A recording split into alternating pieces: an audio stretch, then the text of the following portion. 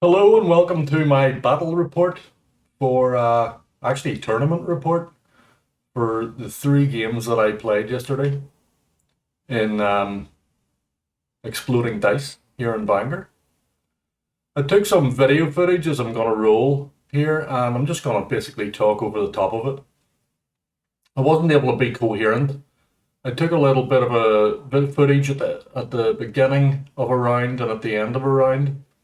It has managed to get itself jumbled up quite badly though, so I'm just going to talk over the top and give my impressions of my first tournament ever, in all honesty. I'm not a big tournament player, never have been, but that's going to change going forward because I had a blast yesterday. So, anyway, here you'll see I deployed my Bone Giant on the left, chariots beside him, and then Skeleton Horseman, a Tomb Spider, um, my both my blocks of Skeleton Warriors, Screaming Skull Catapult behind. You'll see their movement template, angle template that was a free gift from the tournament organizers. And then I have my Tomb King on Bone Dragon and my Necro Serpent Knights. I was facing, my first army was a Skaven army. And you'll see here there is a lot of little rats. Informed units, which we later found out was wrong, but there we go. It's our first tournament. This guy's first game of Old World. It's my second. So you'll see he had Jazils on a hill. Some sort of character standing beside the Jazils. That's gutter runners in front of the hill. There's more clan rats. There's a warp fire thrower.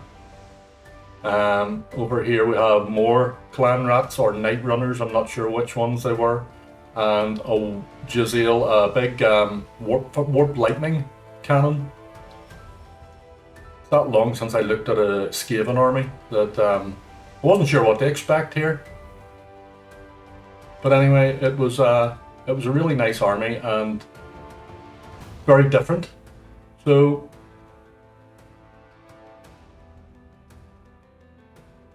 that's really our deployment.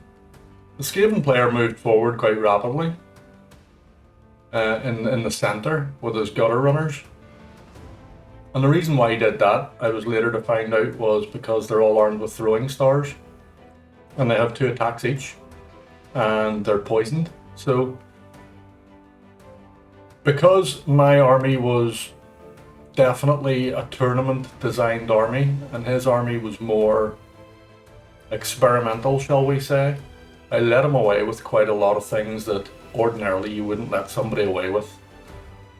The main thing was he was using his units in formed regiments in close order. I was letting him throw all his ninja stars.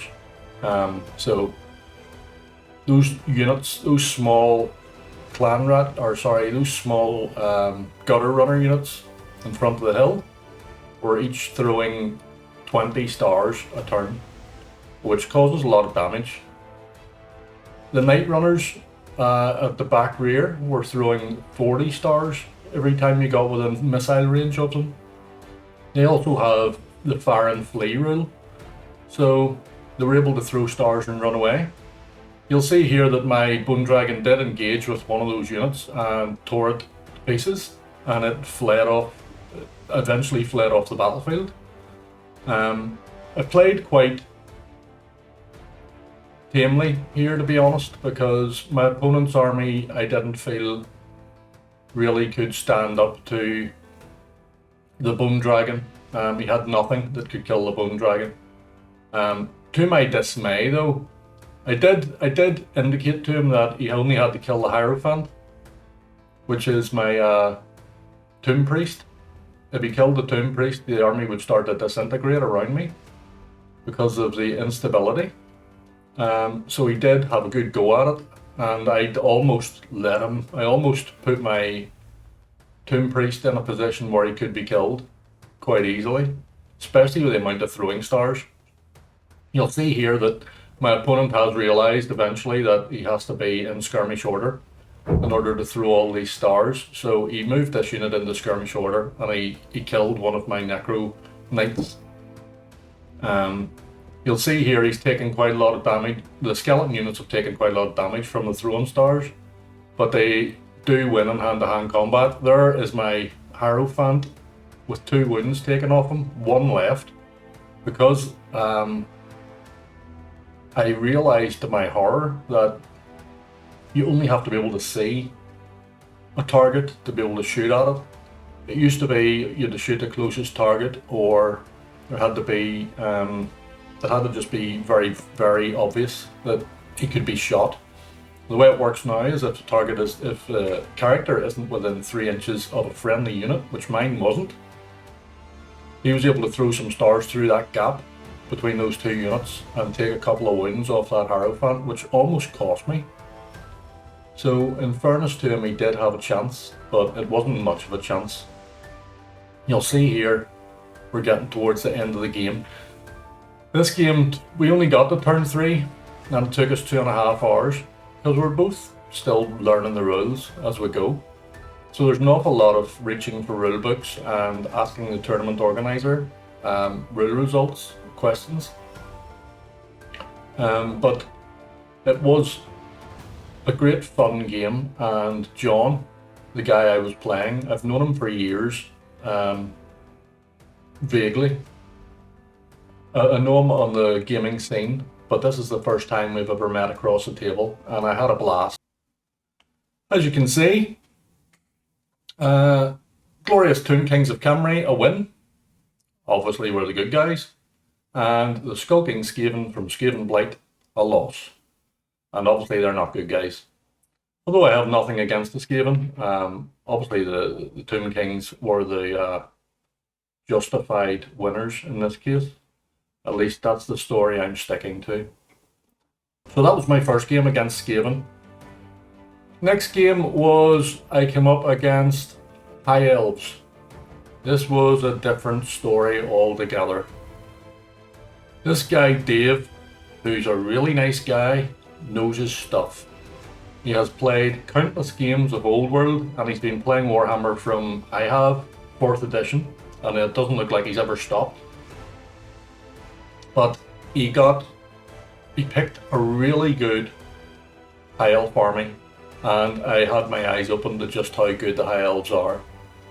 So I'll explain to you a little bit what I can remember exactly. You'll see here that I've deployed similarly to I deployed against the Skaven. I've thrown these horsemen out to try and slow down some of these elves because they're pouring forward, not in the least worried about fighting the undead, not in the least. In the end, he throws his Illyrian Reavers towards my chariots, basically as fodder. He loses the Illyrian Reavers, the chariots end up winning that battle, and there they go. But as you'll see, the chariots took damage from that encounter with the Illyrian Reavers, and then the Silver Helms came in behind the Illyrian Reavers and cleaned the clock off the chariots, just destroyed them. Tomb Scorpion came on from ambush on the back edge of his board, but it was well too late. You'll see here that Star Dragon charged my Bone Giant, killed it in 1 round of combat, and then followed up into my Hierophant. Because I'd left the Hierophant behind the unit, he was able to see it, so he charged it, and it was going to be game over, so I had to throw the Bone Dragon into his dragon and issue a challenge. So the next 2 rounds were spent, the Bone Dragon and Tomb King, and the Star Dragon with his High Elf Lord on top of it, having a duel. You'll see that his Phoenix Guard absolutely slaughtered my unit of skeleton warriors, and then turned to face the Necro Knights, which were coming around the corner. I had a bit of a diabolical click pause here. I had a bit of a diabolical deployment zone, to be honest. I had 0 hills in all 3 games. So I had nowhere to put my Screaming Skull catapult where it could draw a direct line of sight to anything. It was always firing indirect when I remembered to fire it. You'll see here when I hit play button that this is only the end of turn 2, and my might be turn 3. This is this is my end of turn 3, and my Tomb King on Bone Dragon is on 8 wounds. He has 1 wound left, and after he dies, the Hierophant then dies. Those skeletons down the left-hand corner are dead. Don't worry about those. Glorious Tomb Kings of Camry, obviously the good guys, a lot. High Elves of Ulthuan, not good guys, pick on goblins, which is true, a win. Not only was it a win for the High Elves, it was a slaughter. At the end of turn 3, I basically resigned, said there's no point going on, you're just going to end up killing me to a skeleton. There wouldn't be anything left. So rather than doing that, I just said, have the win. You're going to win anyway. So that was my second game. Was really nice to see the High Elves. They're good. They really are good. They have some really strong stuff. Their magic is really good, and the dragon is just phenomenal. So they're going to be a problem for anybody. Scheme away to try and kill High Elves. You'll see here I've deployed similarly again. This time I'm fighting the Empire. Had 3 games, 3 different opponents. Was really happy about that. There's Pistoliers on the left. Absolute nightmare of a unit. Hellblaster volley gun. Some Empire Halberdiers. Mage behind them. Some more Halberdiers. Steam tank. 2 great cannons, and is Lord on a monster of some description. I think it's a griffin. So let's see how this game went. Again, I had a blast, and my opponent Thomas was a really nice guy, and he lives reasonably locally, and I'm hoping that I see all these guys again regularly for regular games, because that's the whole idea. You'll see here that he threw his Lord forward to sucker my Bone Dragon forward, so I had to oblige. So I threw the Bone Dragon forward. Let me hit pause here.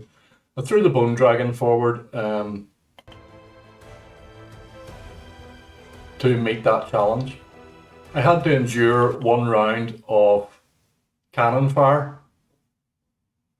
These 2 and the steam tank on my Bone Dragon. Thankfully I got really lucky, and you'll see there he only managed to do one wound to me.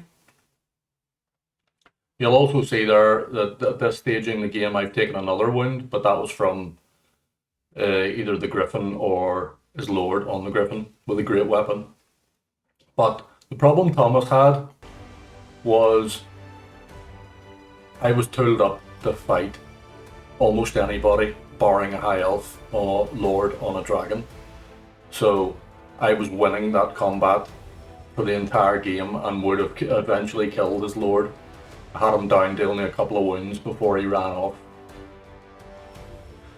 You'll see here that his Pistoliers were an absolute pain. They ended up killing one of my Necro Serpents. Necro Serpent Cavalry, and the Necro Serpent Cavalry then went round the back of that house. The Hellblaster volley gun pivoted on the spot and blew them all away. Killed all 3 of them. There was 2 left at the time. Killed a pair of them in 1 volley. The Hellblaster volley gun is excellent.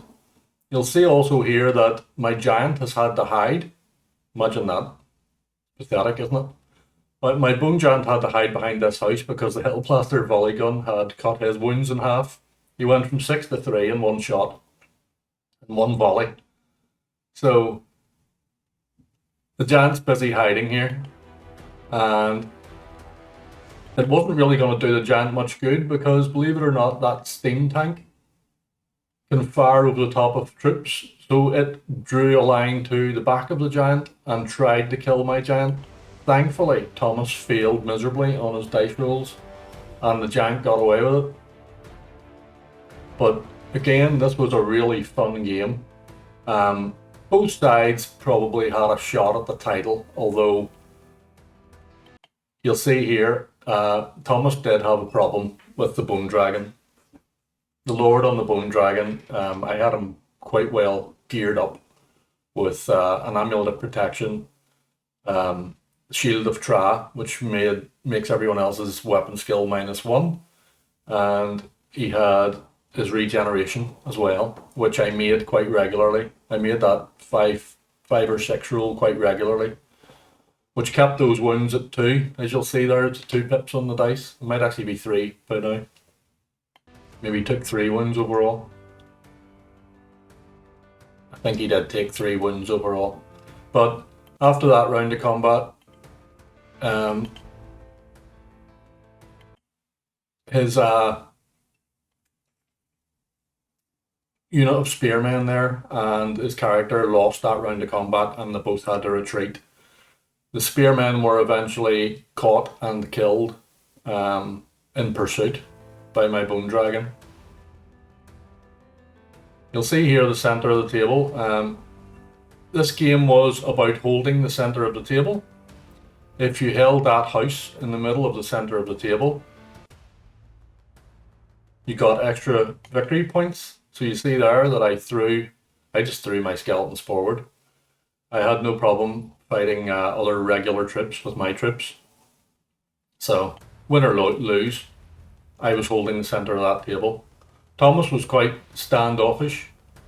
I don't know if he thought the undead had more might than they actually do, but he was quite standoffish, and it probably cost him in the end, because other than losing this unit here completely, and his pistoliers, he didn't take a hell of a lot of other casualties. Everything else was pretty much still alive at the end of the game. This was another game, unfortunately, we had to call early. We had like 2.5 hours for a game, and this one took, I think we got to the end of turn 5 when we had to call it for time. But it was a great fun game, and I was really happy to have played against Thomas. And as you can see here, let me move myself out of the way again. Glorious Tomb Kings of Kimry win again, obviously the good guys. Empire of Man loss. Not good guys, picking everyone. They do indeed, they're the Empire. They're a nasty piece of work, as we all know. I want to talk a little bit about the event itself and the tournament organisers. And it's a club called Exploding Dice. It's local to me, being in Bangor, Northern Ireland, where I am. And it's been going for a few years now. So they put on the event and they called it War in the Old World. It was supposed to happen a couple of months ago, but it didn't, unfortunately. But it happened 30th of June. It was Peter Pratt, who was the tournament organizer. He's also runs the club, and he's really good at his job, and he did a really good job yesterday. There was 3 games. Everyone played 3 games, 2,000 points. A game would last 2.5 hours. Unfortunately, I only got one of my games finished in that 2.5 hours, but that was mostly due to being new to the system, and us both myself and my opponent having to look at rules and question rules every so often. I'll have a look at the placings here. If I scroll down, you can see that there was 17 entrants, which was really good. I was hoping for half a dozen, ended up with 17. Unfortunately, Kevin Rothwell had to drop out because I turned up and they weren't expecting me. I hadn't registered properly. So to be fair to Kevin, he dropped out and let me play. He was very knowledgeable about the rules. So he ended up being the go-to guy for rules queries. So big props to Kevin Rothwell for stepping aside for me and allowing me to play So the overall tournament winner was David Wade, a really nice guy with a really good high elf army. Very knowledgeable, knew his stuff. As you can see here, he won 3-3-3. I'm not sure the way they score the tournaments, but I'm not going to try and work it out. Maybe I will at some point, but he won all 3 games, and he won them very convincingly. He had me killed by the end of turn 3. I'd resigned by the end of turn 3. So you can see there, his points destroyed is 6,671. That obviously includes some points for achieving certain objectives and capturing banners and things like that. But he almost tabled everyone that he played against. But he did it with a smile on his face, and he was very forthcoming and with knowledge and with advice. And I look forward to playing David again. I got his phone number, he got mine, so hopefully we'll be able to meet up for some regular old world games. Then AJ Rogers, he travelled from Dublin. There was a few guys travelled from Dublin, which is over 100 miles away, so big respect to those guys. AJ was also telling us at the end of this tournament that there's an old world tournament coming up in Dublin, so some of us are going to try and see if we can make that. But it's good to have all these events popping up, and it's good to have a pool of players, especially ones who are willing to travel, play some games of Warhammer. It's really, really nice to see. So he was playing a Wood Elf army, and anyone who wants to copy and paste this tab, this address here at the end, can come and have a better look at this, if you wish. But you'll see that the High Elves and the Wood Elves came 1 and 2. Wood Elf army is, I don't know, I didn't get a chance to have a look at it really because, as I said, I was head down playing my own games. But from what I've seen, it was unusual. But you would expect that from Wood Elves. There was no rank and file type stuff. It was all tree man here and some Wood Elf war dancers there, that sort of stuff. Then there was Seth Cosgrove with his Kingdom of Bretonia. We don't like Bretonians, but anyway, that goes besides the point. We do like Seth. So he won 3-3-0. He had two victories and a loss. He scored quite a lot of points, so that's why he's third. Daniel Byers was playing a Tomb Kings of Camry army like my own. His was painted in a less traditional style. It was very, very nice, very beautiful army, very well painted, and he was a very nice young man, and I look forward to hopefully playing him in the future. He was from the Pale Wargamers, wherever they are, I'm not sure, but very happy to see him, very happy to see anybody coming to play. He is ahead of me in the tournament list in the results because he scored more points than me. He was also very unfortunate that he lost his Hierophant in the first turn when he was playing against AJ Rogers Wood Elves because of poor deployment, really. The Wood Elf player was able to move a unit of Wood Elf scouts round a corner, find the Hierophant standing with his hands in his pockets, and fill him full of arrows in the first turn, and that was that. Once you lose your Hierophant as the Tomb King player, you're on the back foot for the rest of the game. The rest of the game is miserable because your units just start crumbling around you. Then there was me. I was very fortunate. Well, you can actually click on these. Didn't even realise that. Then there was me. With my Tomb Kings, I had a win, a loss, which was an absolute slaughter to the High Elves, and another win. I didn't score an awful lot of points in my victories. In fairness to me, I wasn't trying to. I was trying to have a good game, good fun game, keep it close and competitive while still trying to win, obviously. So I'm not that nice a player, but I do try to be nice. I'm trying to make friends, not enemies.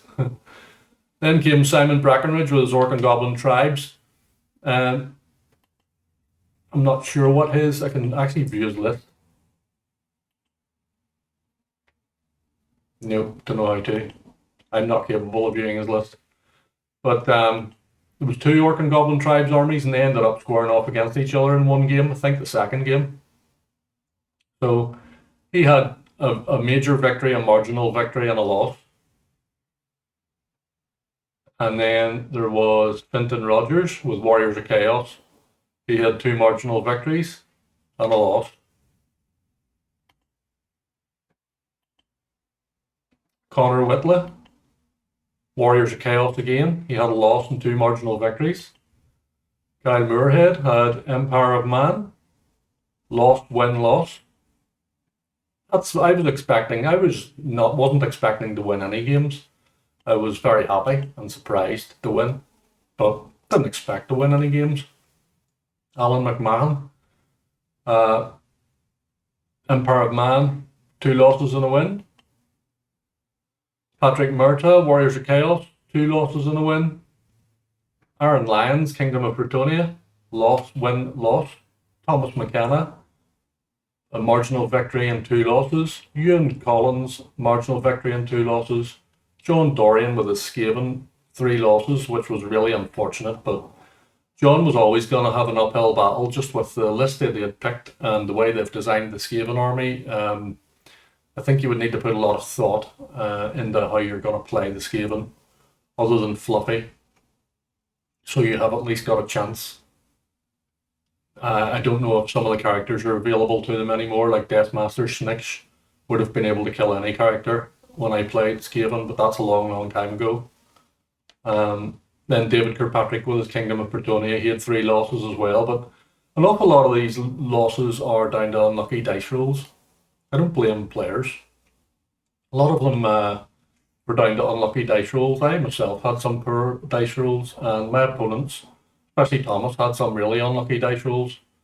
Especially when he's trying to kill some of my characters. Had he had even average rolls, the tables would have been turned in our game. But anyway, I just thought I would like to give a big shout out to Exploding Dice. And if any of you guys are ever in the north of Ireland, please book yourselves in for a game and let me know if you're over here, and I will have a game with you. Be more than happy to have a game with anybody. I'd like to thank you for your time, and if you haven't already, please click the subscribe button. I'm getting close to that 1,000 mark, and it would be nice, it would be a milestone for me. I don't expect to make any money, that's not what this is about. But it would be an achievement. So I'd appreciate it if you would click the subscribe button, even if you never watch any of my stuff again. I will thank you, and I will see you in the next video.